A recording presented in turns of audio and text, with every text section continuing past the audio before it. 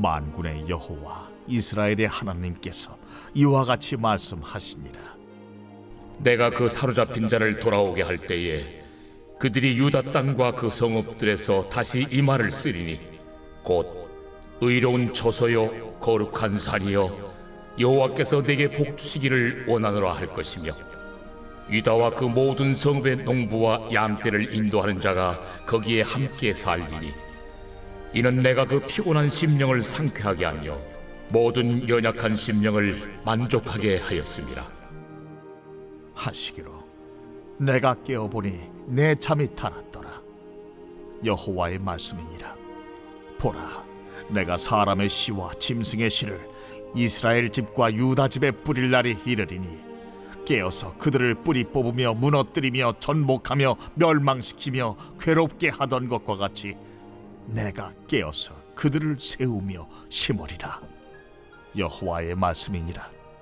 그때에 그들이 말하기를 다시는 아버지가 신포도를 먹었으므로 아들들의 이가 시다 하지 아니하겠고 신포도를 먹는 자마다 그의 이가 신 것 같이 누구나 자기의 죄악으로 말미암아 죽으리라. 여호와의 말씀이니라. 보라, 날이 이르리니 내가 이스라엘 집과 유다 집에 새 언약을 맺으리라. 이 언약은 내가 그들의 조상들의 손을 잡고 애굽 땅에서 인도해 내던 날에 맺은 것과 같지 아니할 것은 내가 그들의 남편이 되었어도 그들이 내 언약을 깨뜨렸습니다. 그러나 그날 후에 내가 이스라엘 집과 맺을 언약은 이러하니 곧 내가 나의 법을 그들의 속에 두며 그들의 마음에 기록하여 나는 그들의 하나님이 되고 그들은 내 백성이 될 것이라. 그들이 다시는 각기 이웃과 형제를 가리켜 이르기를 너는 여호와를 알라 하지 아니하리니 이는 작은 자로부터 큰 자까지 다 나를 알기 때문이라. 내가 그들의 악행을 사하고 다시는 그 죄를 기억하지 아니하리라. 여호와의 말씀이니라. 여호와께서 이와 같이 말씀하셨느니라. 그는 해를 낮의 빛으로 주셨고 달과 별들을 밤의 빛으로 정하였고 바다를 뒤흔들어 그 파도로 소리치게 하나니 그의 이름은 만군의 여호와니라. 이 법도가 내 앞에서 패할진대 이스라엘 자손도 내 앞에서 끊어져 영원히 나라가 되지 못하리라. 여호와의 말씀이니라. 여호와께서 이와 같이 말씀하시니라. 위에 있는 하늘을 측량할 수 있으며 밑에 있는 땅의 기초를 탐지할 수 있다면 내가 이스라엘 자손이 행한 모든 일로 말미암아 그들을 다 버리리라. 여호와의 말씀이니라. 보라, 날이 이르리니 이 성은 하나넬 망대로부터 모퉁이 문에 이르기까지 여호와를 위하여 건축될 것이라. 여호와의 말씀이니라. 측량줄이 곧게 가렙 언덕 밑에 이르고 구화로 돌아 시체와 재의 모든 골짜기와 기드론 시내에 이르는 모든 고지 곧 동쪽 마문의 모퉁이에 이르기까지 여호와의 거룩한 곳이니라. 영원히 다시는 뽑거나 전복하지 못할 것이니라. 사랑하는 성도 여러분, 안녕하세요. 오늘도 말씀의 은혜로 이 오늘 하루를 활짝 여는 귀한 하루가 되기를 주님의 이름으로 축원드립니다. 우리가 벌써 구약 성경의 24번째 책인 예레미야서 이제 여행을 눈앞에 두고 있습니다. 매번 그랬던 것처럼 우리가 내일부터 예레미야서 여행을 떠날 건데 그 전에 오늘 여행 전 지도 보기, 그래서 예레미야서라는 책이 과연 어떤 책인가 우리가 함께 좀 나누는 귀한 시간들이 되었으면 좋겠습니다. 앞서 듣고 오셨겠지만 이 예레미야서의 핵심 구절은 제가 볼 땐 두 구절입니다. 첫 번째는 1장 9절에서 10절입니다. 한번 읽어볼게요. 여호와께서 그의 손을 내밀어 내 입에 대시며 여호와께서 내게 이르시되 보라, 내가 내 말을 내 입에 두었노라. 보라, 내가 오늘 너를 여러 나라와 여러 왕국 위에 세워 내가 그것들을 뽑고 파괴하며 파멸하고 넘어뜨리며 건설하고 심게 하였느니라 하시니라. 아멘. 하면서 이 예레미야를 부르시면서 하나님이 이들에게 심판과 멸망을 선포하기도 하지만 또 건설하고 또 심게 하는 그러한 하나님의 예언을 선포하게 하셨다라는 부분이고요. 또 하나 31장 33절입니다. 그러나 그날 후에 내가 이스라엘 집과 맺을 언약은 이러하니 곧 내가 나의 법을 그들의 속에 두며 그들의 마음에 기록하여 나는 그들의 하나님이 되고 그들은 내 백성이 될 것이라 여호와의 말씀이니라. 아멘. 그래서 이제는 하나님이 예전의 언약이 아니라 새로운 언약을 이 백성들과 체결해서 하나님이 이 백성들의 하나님이 되고 이 백성들은 다시 하나님의 백성들이 되는 그런 새 언약 가운데 거하게 하시겠다라고 하는 이 말씀이 예레미야서의 가장 핵심적인 구절이라고 할 수 있겠습니다. 자, 그래도 이 예레미야서가 그럼 과연 어떤 책인가? 크게 두 가지 키워드를 이야기하자면, 첫 번째는 멸망을 예언하고 목도할 수밖에 없었던 암울한 시대의 책이다라고 할 수 있습니다. 여러분 뭐 사사기 그리고 욥기 뭐 이런 책과 같이 이 예레미야서도 굉장히 어둡고 암울한 책입니다. 어둡기로 절망적으로 따지자면 가장 암울하고 가장 침울한 책이 바로 예레미야가 아닌가, 그리고 우리가 다음에 읽을 예레미야 애가서가 아닌가 할 정도로 이 남유다 이스라엘 백성들이 완전히 멸망했을 때를 목도하고 심판한 책이거든요. 그래서 가장 암울한 시대의 책이다라고 할 수 있고요. 멸망을 선포할 수밖에 없었던 눈물의 선지자의 책이다라고 하는 것, 이 애통하고 비통한 심정을 계속해서 직접적으로 드러내는 책이 바로 이 예레미야다라는 것도 아시면 되겠습니다. 이 예레미야서는요, 아나돗이라고 예루살렘에서 한 5km 정도 떨어진 곳에 살던 제사장 가문의 hil기야 제사장의 아들이었던 예레미야가 유다 백성들의 간절한 회개 그리고 심판을 촉구하고 새로운 믿음을 위해 쓰였습니다.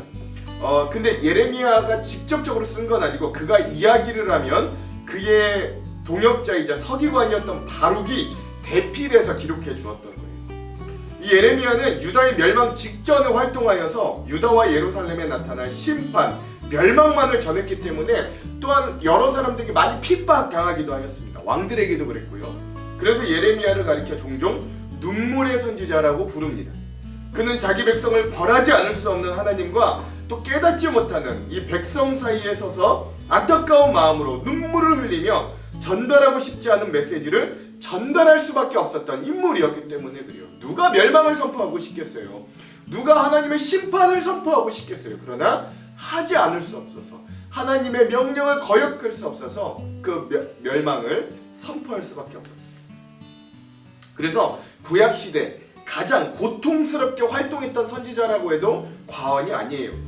이 책 자체는 요시야 왕의 유대 부흥 운동이 실패한 후로 바벨론의 군대를 피해 이집트까지 함께 가면서 이 예레미야서가 마무리됩니다만, 하지만 교회의 유력한 역사 전승에 따르면 이 다른 유대인들과 함께 이 애굽으로 도망친 예레미야가 결국 그 애굽에서도 하나님의 말씀을 선포하다가 순교당한다라고 이야기가 전해지고 있습니다. 그만큼 이 예레미야라는 선지자는 눈물의 선지자라는 별명답게 굉장히 힘들고 어두운 시대에 하나님의 말씀을 애써 선포하는 그런 선지자였다는 걸 알 수 있죠.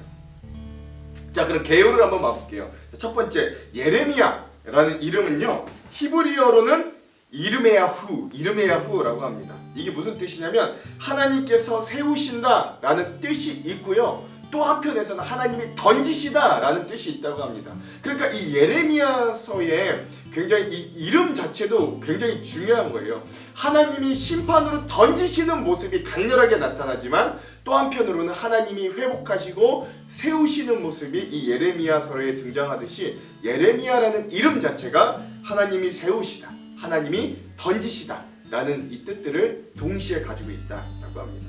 헬라어로는 히에레미아스라고 하고요, 영어로는 Book of Jeremy라고 합니다. 그래서 예레미야의 책이라고 하고요. 그래서 우리나라 한글 성경도 예레미야서라고 해서 예레미야 선지자의 책이다라고 이름 짓고 있습니다. 당연히 이 예레미야서의 저자는 누구도 부정하지 않고 예레미야 선지자임을 알 수 있습니다.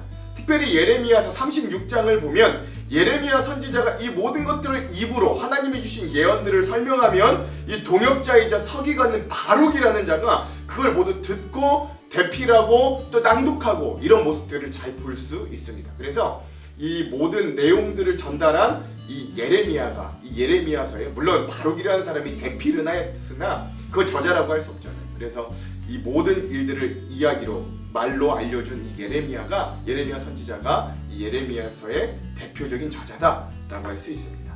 기록 연대는 BC 주전 627년에서 586년경으로 기록 연대를 추정합니다. 왜 그러냐면 1장에 보시면 예레미야가 소명을 받아 시작한 시기가 요시야 왕이 다스린 지 13년 되던 해라 그러거든요. 그게 주전 627년이고 바벨론에 의해서 남유다가 멸망한 시기가 주전 586년이에요. 그래서 사역을 시작할 때부터 남유다가 망할 시점까지, 그래서 주전 627년에서 586년까지 이 한 40년 넘는 이 예레미야의 사역 기간을 이 예레미야서의 저작 시기 기록 연대로 추정합니다.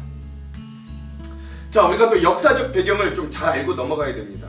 이 예레미야 선지자가 태어난 시기는 어떤 시기냐? 사역은 하진 않았고 태어난 시기는 어떤 시기냐면 남유다의 가장 악했던 왕 므낫세가 통치하던 기간이었어요.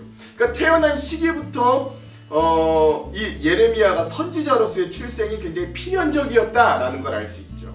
이후에 예레미야가 성장하여서 성인 20살이 되었을 때 요시야 왕이 13년간 나라를 다스리며 신앙개혁을 막 일으키던 때였어요. 그리고 5년 후에는 드디어 성전 수리 중에 율법책을 발견하고 신앙개혁에 가속도를 붙이던 때였습니다. 여태까지만 해도 얼마나 좋았는지 몰라요. 그러나 그런 희망의 불씨도 잠시였어요. 당시 기존의 맹위를 떨치던 아시리아가 쇠퇴하고 그 가운데서도 신흥 강대국인 바벨론이 국제정치에서 막 떠오르면서 이 팔레스타인 지역에 영향력을 확대하던 시기였습니다. 그래서 안타깝게도 남유다의 위치가 어떻게 됐냐면 위로는 바벨론 제국의 세력과 아래로는 애굽 제국의 세력의 한 중앙에 놓인 상황에 처하게 되었습니다. 이에 애굽왕 느보 2세가 그 바벨론의 확장을 막기 위해서 치고 올라오는데 그렇게 올라가려면 남유다의 길을 거칠 수밖에 없거든요. 그러니까 이 애굽 왕이 남유다 이 요시야 왕에게 요구하는 거예요. 너희 길만 비켜줘라. 우리가 너희를 지나서 저 바벨론을 치겠다라고 했는데 당연히 안 열어주죠. 요시야 왕이 열어주지 않습니다. 그리고 무기또라는 곳에서 이 바로 애굽 왕 느고 2세와 이 요시야 왕이 전투를 벌이다가 결국 요시야 왕이 그 무기또 전투에서 죽고 마는 전사하는 그런 일들이 일어나고요. 그 이후로부터 남유다의 역사가 내리막길을 향해 가더라라고 할 수 있습니다. 이제 전쟁에서 졌으니까 요시야의 아들이었던 여호야하스가 애굽으로 끌려갔어요. 그러니까 왕세자가 애굽으로 끌려가게 된 거죠. 그리고 애굽 왕이요 요시야의 또 다른 아들인 엘리야김을 왕으로 세우고 이름을 여호야김으로 바꿉니다. 우리 그 열왕기서 기억하시면 돼요. 예. 그리고 주전 605년엔 드디어 이제 이 남유다를 먼저 차지한 애굽과 그 다음에 위에서 팽창하고 있는 바벨론이 드디어 갈그미스라는 곳에서 대전투를 벌입니다. 이거 세계사에서도 굉장히 유명한 전투예요. 그리고 결국 바벨론이 승리하죠. 그러다 보니까 이 바벨론이 드디어 이제 계속 밑에 쪽으로 영향력을 뻗쳐서 결국 남유다까지 쳐들어오고 또 애굽에까지 그 영향력을 미치게 된 겁니다. 최종 승자 이 팔레스타인 지역의 패권자가 된 거예요.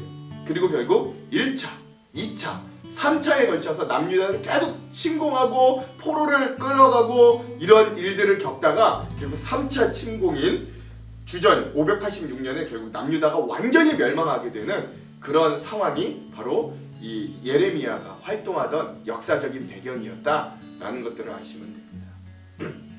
그러니까 예레미야는 그런 멸망이 굉장히 가까웠을 때 멸망을 선포하기도 했고 그 멸망을 자기의 눈으로 직접 보기까지 했던 비참한 시대를 살았던 선지자였다라는 걸 알 수 있고요. 여러분 제가 이후에 만나방에 좀 더 저보다도 더 좋은 설명을 하시는 이 김윤희 교수님의 성경 에센스 이 예레미야 편을 같이 링크할 테니까 이것도 한번 꼭 참조하시기 바랍니다.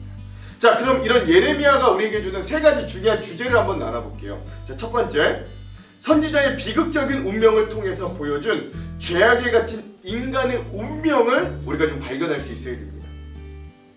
예레미야는 비극적인 시대에 사명을 맡은 비운의 사역자라고 해도 과언이 아니에요. 그는 처음부터 자신의 민족의 멸망을 선포해야 했고 그래서 많은 사람들에게 미움을 받고 박해를 받았습니다.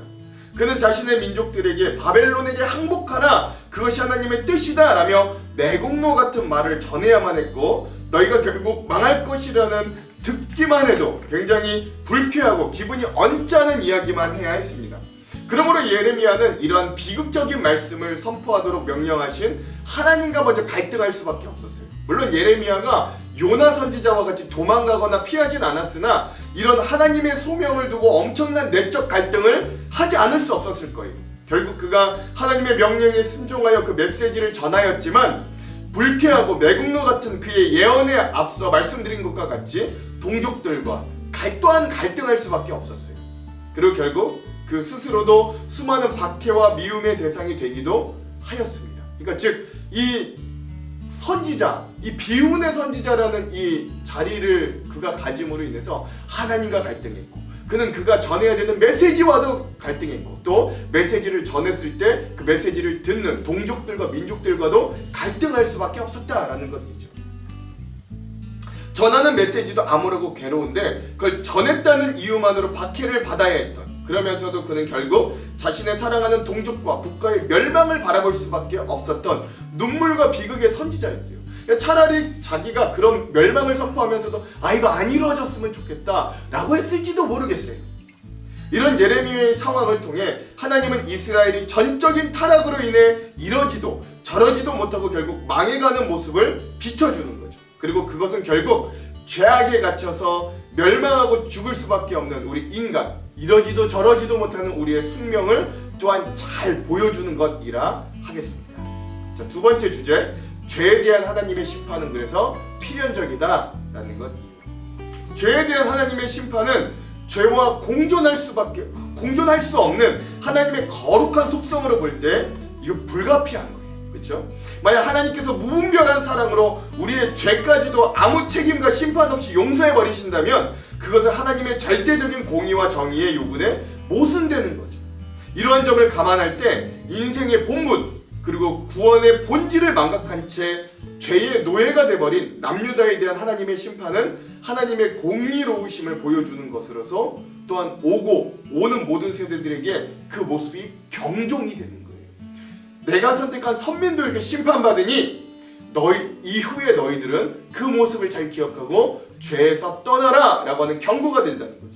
또한 이런 남유다뿐만 아니라 전 인류가 전적인 죄의 타락 가운데 있음을 또한 나타내주기도 하는 겁니다.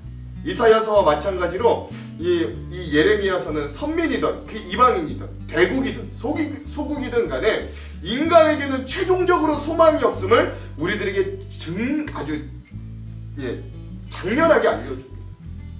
그래서 한편 반대로는 하나님은 인간, 국가 그리고 역사에 대한 절대 주권자이시고 경영자이심을 다시 한번 강력하게 알려주는 거예요. 그래서 하나님으로 밖엔 소망이 없음을 우리들에게 강렬한 인생의 어떤 비극적인 메시지로 알려주는 책이 바로 예레미야서다라는 것들도 우리가 기억하면서 읽으면 좋겠습니다.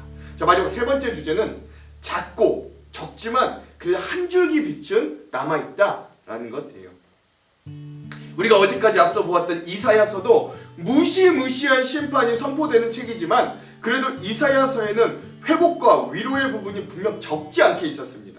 66장이라는 분량의 마지막 27장 정도는 위로와 회복에 관한 메시지가 선명히 드러났고 1장에서 39장까지 심판의 메시지 중간중간에도 심판 후에 주실 위로와 소망을 간간히 드러냈어요. 그러나 예레미야서에서 선포되는 하나님의 회복과 위로는 그 이사야에 비하면 굉장히 적습니다. 31장에서 33장 정도가 회복과 구원에 대한 메시지라고 보아도 무방한 거예요. 그럼에도 불구하고 이 적은 33장의 말씀 가운데서 예레미야는 하나님의 진한 회복과 구원에 대한 메시지를 강렬하게 전합니다. 예레미야서는 특별히 31장에서 하나님께서 과거 이스라엘과 맺으셨던 옛 언약과는 완전히 다르고 구별된 새 언약을 맺으실 걸 선포하는 거예요. 이거 많은 학자들이 이른바 이걸 새 언약이라고 하는데요. 이런 새 언약이라는 게 하나님의 무조건적인 은혜와 예수 그리스도의 구원 사역을 통해 인류의 구원이었음을 우리들에게 알려줍니다. 대표적인 구절이 앞서 읽어드렸던 31장의 33절과 33장 2절 3절인데요. 한번 읽어볼게요. 먼저 31장 33절입니다. 그러나 그날 후에 내가 이스라엘 집과 맺을 언약은 이러하니 곧 내가 나의 법을 그들의 속에 두며 그들의 마음에 기록하며 나는 그들의 하나님이 되고 그들은 내 백성이 될 것이라. 여호와의 말씀이니라. 아멘. 유명한 말씀이죠. 예레미야서 33장 2절에서 3절. 이를 행하시는 여호와, 그것을 만들며 성취하시는 여호와, 그의 이름을 여호와라 하는 이가 이와 같이 이르시도다. 너는 내게 부르짖으라. 내가 내게 응답하겠고 내가 알지 못하는 크고 은밀한 일을 내게 보이리라. 아멘. 그래도 이러한 작지만 강렬한 회복의 말씀을 주셨다. 그래서 한 줄기 빛이 되게 하셨다라는 것도 좀 기억할 필요가 있습니다. 자, 그럼 우리가 마지막으로 이 예레미야서의 구조를 한번 살펴보고 오늘 이 여행전 지도보기를 마무리할게요. 예레미야서는 크게 세 부분으로 나눠져 있습니다. 서론, 본론, 결론 이렇게 되어 있습니다.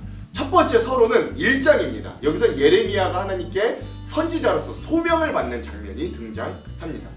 본론은요, 심판에 대한 경고와 예언입니다.